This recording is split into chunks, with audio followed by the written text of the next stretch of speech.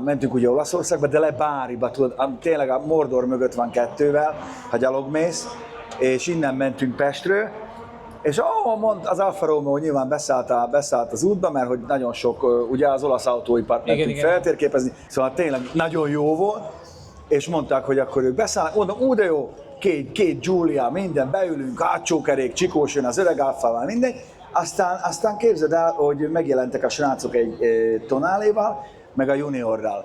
Éreztem, hogy nekem ezt kell választani, hogy én ezzel megyek, és képzeld el, hogy jól választottam. Meg tudod, én úgy vagyok ezekkel kicsit, hogy most akkor ribadget, meg úgy is álltunk hozzá, hogy azért csak egy Peugeot, meg a kulcsa is, meg a belseje is.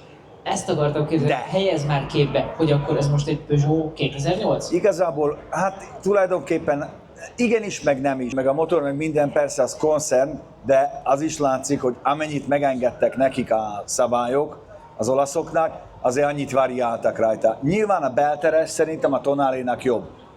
De amennyivel nagyobb, annyival érdekes módon nem volt több hely benne, és ezzel úgy otthagytad, mert jöttünk ilyen enter módba, ezzel úgy otthagytad az autópályán a Tonalét, hogy csak a füstjét láttad, pedig papíron ez erősebb, de annyival nehezebb is. És mikor már ott kint, Báriig, leértünk Báriig, de közben ez egy hét volt, míg leértünk Báriba, ott Báriban, amikor felnyitottuk a géptetőt, akkor döbbentünk rá, hogy ez 3 hengeres.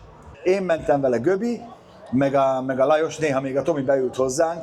Figyelj, 202-t, azt tudja. Figyelj, ami ló benne volt, az meg lett számolva oda-vissza kétszer, és azok semmi.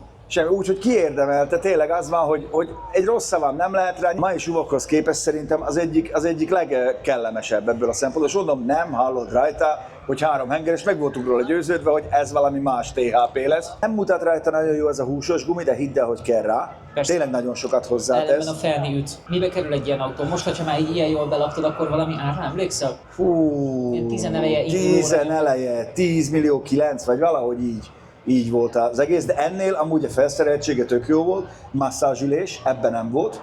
Tetőig pakolva, nyélen, ledél Olaszország, vissza, kibírta az oxó nélkül, és tényleg megkedveltük a végére.